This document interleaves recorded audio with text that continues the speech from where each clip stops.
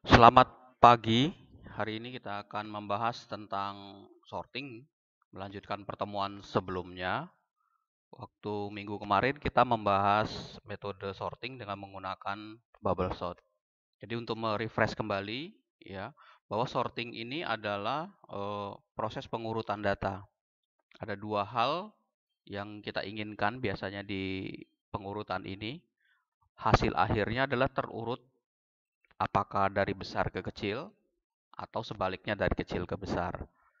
Nah, yang diurut itu bisa bilangan, bisa dalam bentuk karakter atau kalimat, misalkan nama diurut seperti itu.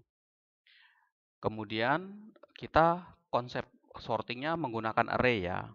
Ya, jadi nanti array ini sebagai konsep dasar yang sudah pernah kita bahas pada pertemuan sebelumnya. Silakan dibuka kembali.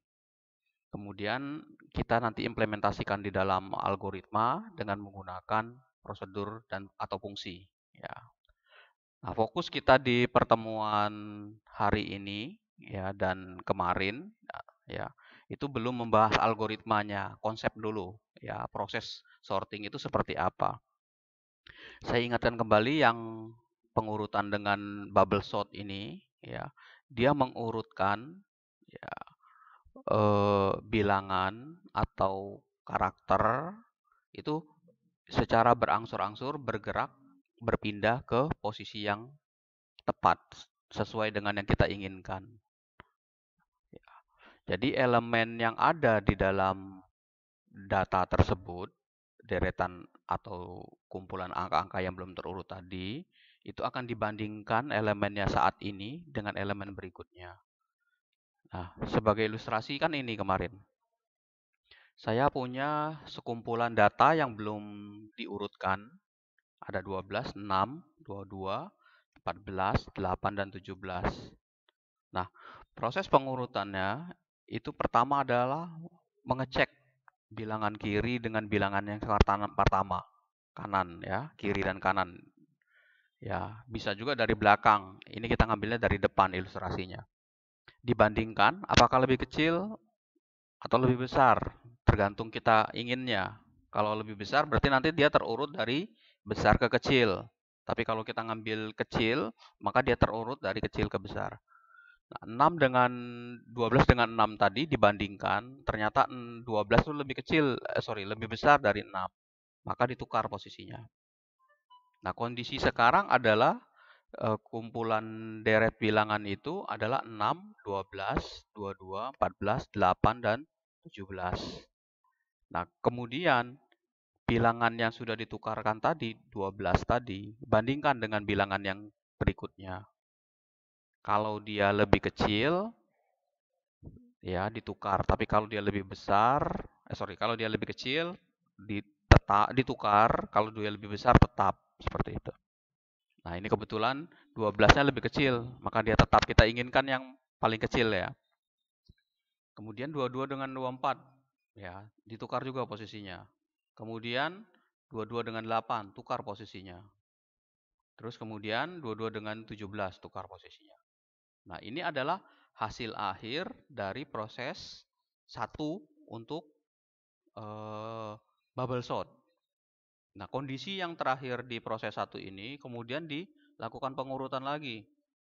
Ya, dicek lagi satu-satu, 6 dengan 12. Kalau memenuhi syarat, ditukar. Kalau tidak, berarti tetap. 12 dengan 14, 14 dengan 8, tukar posisi. Karena dia memenuhi syarat, 14 dengan 17 tetap, 17 dengan 22 tetap. Seperti itu.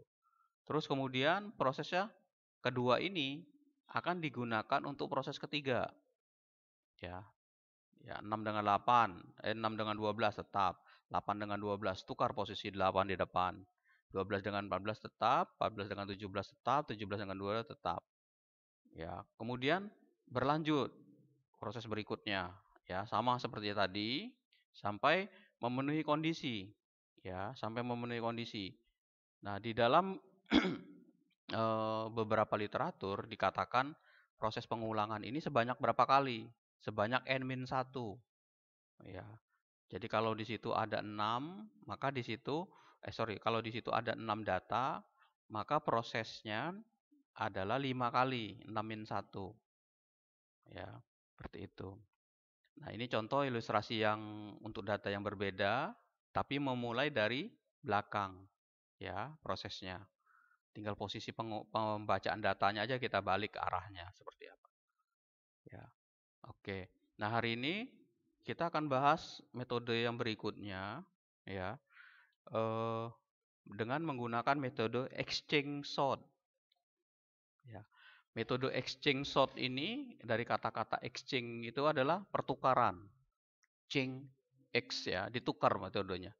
Jadi menukarkan posisi yang satu dengan posisi yang lain untuk mendapatkan hasil akhir yang telah terurut. Nah, metode ini hampir mirip dengan metode bubble sort ya. Jadi banyak yang mengatakan bubble sort itu sama dengan exchange sort ya. Perbedaannya adalah pada saat membandingkan antar elemennya. Ya, kalau exchange sort dia membandingkan elemen yang satu dengan elemen lain dalam array tersebut, terus melakukan pertukaran elemen itu jika perlu. Ya, jadi kita pilih satu datanya. Nah, satu data itu nanti dibandingkan ke semua data. Kalau dia memenuhi syarat, maka ditukar posisinya. Ya, tapi kalau bubble sort, dia membandingkan elemen pertama atau terakhir dengan elemen sebelumnya, sesudahnya. Elemen tersebut nanti akan bergeser. Nah, pusatnya yang berganti, bergeser satu-satu. Ya, nah, seperti tadi perhatikan yang bubble sort tadi. Misalkan contoh yang memenuhi syarat. Misalkan ini, nah ini 12. Nah, awal kondisinya kan adalah 6, 12, 8. 6, 12, 8. Ketika 12 dengan 8 kita bandingkan, maka kalau dia memenuhi syarat, ditukar posisinya. Nah, pembandingan untuk proses berikutnya adalah 12 dengan 14. Kalau dia memenuhi syarat, ditukar. Tapi kalau enggak, tetap. Seperti itu. Jadi, pergeseran berikutnya, lihat 14 yang dilakukan. Habis itu 17 dengan 22.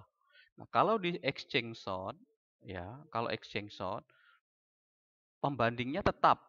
Ya, maka tadi elemen pivot pertukaran inilah yang selalu menjadi elemen untuk pusat untuk dibandingkan. Ya, exchange, ditukar posisinya. Nah, ilustrasinya gini ya. Saya punya berapa nih? 6 data. 84, 69, 76, 86, 94, dan 91. Belum terurut nih ya. Belum terurut. Ya. Kita mau mengurutkannya dari yang terbesar ke yang terkecil. Ya. Ya, jadi sini 94 terlihat. Ya. Jadi nanti 94 ada di sini, 76 yang paling kecil ada di paling akhir. Dari besar ke kecil. Nah, proses pertama dari exchange sort ini adalah menentukan titik pivot pusatnya. Kita ambil pusatnya itu adalah di array ke-0 atau array ke-1, data indeks ke-1. Pertama 84. Nah, 84 ini kita bandingkan dengan 69. Ya, kita bandingkan. Ya, apakah memenuhi syarat? Ya, karena kita ingin yang terbesar, maka lebih besar. Apakah 84 lebih besar dari 69? Iya. Maka kalau dia kalau dia memenuhi syarat, lakukan pertukaran. Tapi karena kebetulan posisinya sudah sesuai, maka yang dihasilkan adalah 84 tetap di indeks ke-0. Ya. Kemudian 84 bandingkan lagi dengan 76. Ya. 84 bandingkan dengan 76. 84 masih lebih besar dari 76. Tetap hasilnya. 84. Ya. Kemudian 84 bandingkan dengan 86. Nah, 86 ternyata lebih besar dari 84. Maka tukar posisinya. Nah, sekarang yang menjadi titik pivotnya tetap di array ke-0, tapi angkanya berubah. 86 ada di indeks ke-0, 84 ada di indeks ke-3 ya, 0, 1, 2, 3. Seperti itu. Kemudian 86 kita bandingkan lagi dengan 94. Ya, karena lebih besar, maka tukar posisi 94 ada di indeks ke-0, 86 ada di indeks ke-4.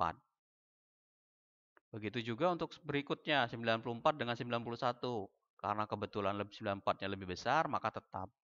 Nah, ini selesai untuk proses pertama, tapi belum berakhir. Ya, hasil akhir ini menjadi sumber untuk proses kedua. Maka pivot kedua, titik pusat kedua adalah indeks ke-1. Ya, atau indeks ke-1 ke-2 kalau kita mulainya dari 1.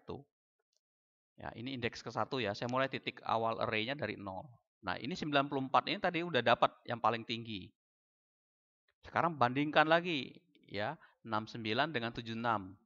Tukar posisinya karena lebih besar. Seperti itu. 76 bandingkan dengan 84. Ternyata lebih besar 84. 84-nya pindah di tempatnya yang 76, 76 pindah ke 84. Kemudian 84 bandingkan dengan 86. Lebih besar 86-nya, tukar posisinya. Exchange ya, di-change, ditukar posisinya. Begitu juga 84 dengan 91, tukar posisinya. Nanti hasil akhirnya kita sudah dapat dua bilangan terbesar ya, dua bilangan pada dua indeks awal.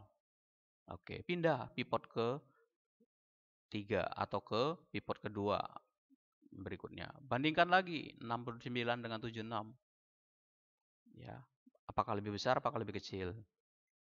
Oke, lebih besar, tukar posisinya. 76 dengan 84, tukar lagi posisinya. 84 dengan 76, 84 dengan 86, tukar posisinya. Dapat ini hasilnya. Pindah, posisi terakhir, proses keempat, sama bandingkan 69 dengan 76. Tukar posisi, 76 dengan 84, 84 ada di sini, 76 ada di sini. Terakhir, proses kelima adalah tinggal bandingkan dua data. Kalau dia lebih besar, tukar posisi. Selesai. Seperti itu. Nah, prosesnya kalau kita lihat ya, kalau kita lihat di bubble sort ini sama dengan bubble sort tadi hasil akhirnya ya. Nah, prosesnya dia tadi mengurutkan dengan menentukan titik pivot. Titik pivot awalnya di mana. Ya. Jadi tidak terlalu rumit sebenarnya metode pengurutan ini. Nah, konsep dasar dari bubble sort sama exchange sort ini harus kita pahami bersama ya. Nanti sebelum kita implementasikan ke program, ya ke bahasa ke algoritma dan terus kemudian kita program. Jadi pahami dulu bubble sort, exchange itu seperti apa, ya. Oke. Nah, untuk tugas pertama setelah UTS ini, ya, kalian buat simulasi data bubble sort dan exchange sort dengan angka bebas. Jumlah datanya kalau bisa di atas 6 ya, 10 data minimal ya. Lakukan ilustrasi visual seperti ini. Ya, prosesnya ada berapa, hasilnya seperti apa. Ya, seperti itu. Ya. Oke, ini untuk bubble sort dan exchange sort. Silakan nanti kalau ada pertanyaan ditulis di kolom komentar di di Edmodo ataupun di nanti video ini ya kalau di publish di YouTube. Oke, kita lanjutkan yang berikutnya. Selection sort ya. Metode selection sort ya, itu ingat kata-katanya. Dia memilih, seleksi, menseleksi ya. Kalau bubble itu gelombang, membanding-bandingkan antar satu data, bergeser, berpindah antara data sebelum dan setelahnya. Kalau exchange itu membandingkan data yang terpilih di indeks tertentu dengan data pada indeks setelahnya seperti itu. Exchange ditukar. Nah, kalau selection dia memilih. Dia kombinasi antara sorting dengan searching. Sorting mengurutkan, kalau searching mencari. Nah, Kata-kata mencari ini artinya ketika kita punya kumpulan data yang belum terurut, dia akan mencari. Nah, kata kunci mencari ini adalah mencari bilangan atau nilai yang paling kecil dari seluruh bilangan yang ada itu. Cari bilangan yang paling kecil. Itu pertama. Kedua, bisa juga mencari bilangan yang terbesar, tergantung output akhir yang kita inginkan untuk sorting ini. Ya. Nah, kalau kita mencari yang terkecil, maka otomatis hasil yang dihasilkan adalah bilangan yang terkecil menuju ke terbesar. Tapi kalau yang kita mencari yang terbesar, maka yang terbesar dulu sampai nanti yang terkecil hasil bilangannya. Kemudian bilangan itu akan ditukar posisinya yang tepat sesuai dengan array yang ada di dalam itu. Ya. Jadi untuk proses pertama ilustrasinya dicari data dengan nilai terkecil dan data ini ditempatkan di indeks paling kecil, data ke 0. Kalau saya mencari yang paling kecil ya. Nah, pada putaran kedua dicari data kedua yang terkecil, letakkan di indeks kedua. Nah, selama proses pembandingan dan pengubahan hanya dilakukan pada indeks pembanding. Pertukaran data secara fisik terjadi di akhir proses. Jadi yang kita bandingkan, yang kita ubah itu hanya dilakukan pada indeks. Indeks ingat ya, makanya waktu soal UTS dan ini latihan itu ada istilah isi array dan index array. Masih ingat tuh, tolong awas jangan lupa. Jadi yang dikatakan indeks itu adalah pada nomor berapa data itu. Misalkan saya punya data seperti ini, ada 6. Kalau saya bilang indeks, maka 12 ini ada pada indeks ke 0 atau ke 1. Tergantung kita memulai array-nya dari angka berapa. Ya, tapi 12 itu adalah isi data array pada indeks ke 1 atau ke 0. Ya, jangan salah. Jangan salah. Indeks array dan isi array. Nah, sekarang kita coba ilustrasi election sort. Oke. Misalkan kita punya tadi kumpulan bilangan ini yang belum diurut, lakukan prosesnya sebanyak n-1 kali. Ya. Oke, pertama, tandai bilangan pertama yang belum diurutkan. Oke, pada indeks 0 ini katakanlah 12. Cari bilangan terkecil dari kumpulan bilangan yang belum diurutkan tersebut. Kita cari, ketemu angka 6. Tukar bilangan 6 ini dengan indeks ke 0 tadi. Ya, jadi tandain dulu pada indeks awal, terus kemudian cari yang paling kecil, baru tukar posisinya pada indeks ke 0. Seperti itu. Nah, ini 12, kita tandai, kita cari yang paling kecilnya 6, yang warna merah ya. Karena kebetulan dia paling kecil, terus tukar posisinya menjadi 6, 12. Ini akan menjadi proses pertama. Ya, hasilnya seperti ini udah. Kemudian pindah ke indeks ke 1 atau kedua. 12 awalnya tandainya. Looping ya ini ya. Cari yang paling kecil dari indeks data indeks yang itu 8 ketemunya. Tukar posisinya. Itu. Kemudian pindah ke indeks ketiga. Cari yang paling kecil. Ketemu 12, tukar posisinya. Kemudian cari lagi pada indeks itu, ya, tetap, ya, nggak berubah. Kemudian 22 dengan 17, karena cuma tinggal 2, tinggal kita tukar posisinya. Nah, prosesnya selesai seperti ini. Itu. Ya. Oke. Nah, ini ada contoh membanding visualisasi yang lain dari selection sort. Misalkan saya punya data 32, 75, 69, 58, 21, 40. Ya. Nah, kita akan coba urutkan ini. Ya, kita urutkan. Nah, indeks ke 0, ya, itu nilainya 32. Bandingkan dengan 75 pada posisi ini. Ya, seperti itu. Ya, bandingkan ini. Nah, kita ketemu apa? Paling kecil dari sini adalah 21.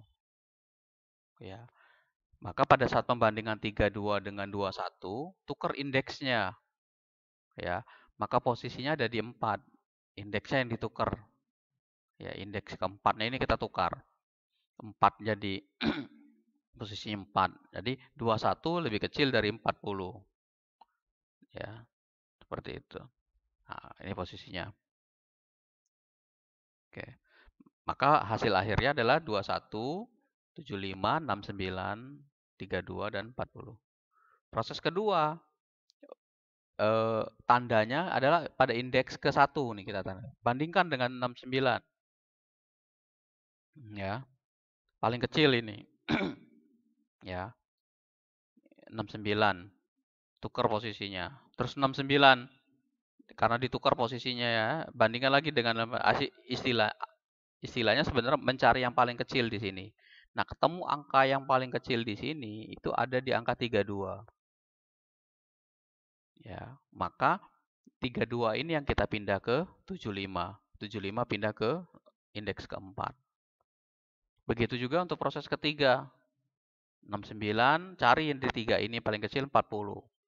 Maka tukar 40 ada di indeks kedua, 69 indeks ke 5. Ini hasilnya. Ya, terakhir ya, posisinya adalah 75 dengan 69. Ya, 58. Oke, karena kebetulan 58 ini tetap lebih kecil daripada ini, maka nilainya tidak berubah. Ya. Nah, hasil proses kelima itu tinggal 2 data. Kalau dia sesuai, tinggal kita tukar posisinya. Nah, perhatikan di sini. Ya, sebenarnya tadi pada saat disebutkan di sini, nah, cari bilangan terkecil dari kumpulan bilangan yang belum diurutkan. Nah, mencari bilangan yang paling kecil ini kan tidak serta-merta dicari seperti itu. Harus tahu caranya. Nah, cara mencarinya ini tadi. Jadi kalau tadi titik awal indeksnya 0, nah proses mencarinya itu adalah membandingkan 32 dengan 75, apakah memenuhi syarat? Oh, ternyata tidak, maka tetap posisinya tidak berubah. Sini.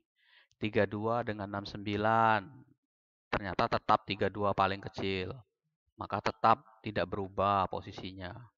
32 dengan 58 tidak berubah tetap.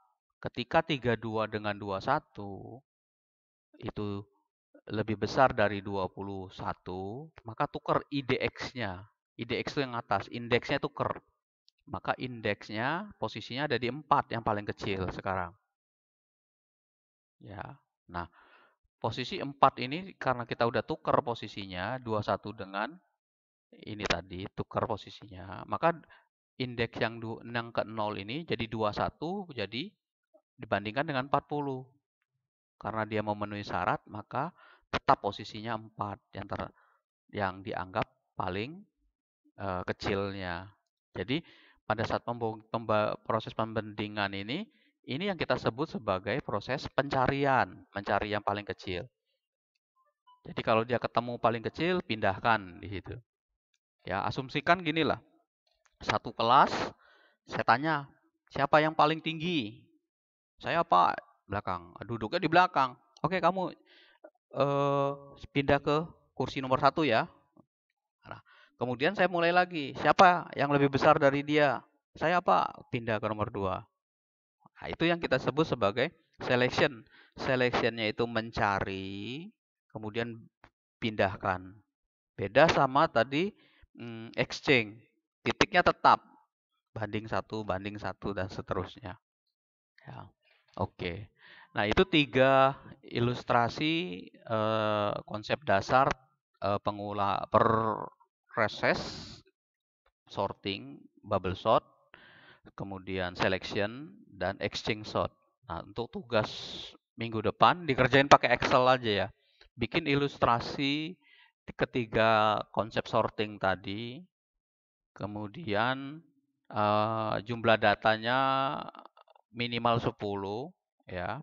Jangan terlalu sedikit, 10 lah. 10. Terus kemudian bikin ilustrasi seperti ini. Ya, ilustrasi seperti contoh-contoh ini yang ada di slide. Oke, ya. Silakan seperti tadi ditanyakan di kolom komentar di Edmodo atau di videonya kalau ada yang baru tanyakan. Sampai sini dulu kita. Nanti saya lanjutkan lagi dengan visualisasi dengan menggunakan tools yang sudah ada. Terima kasih, selamat pagi.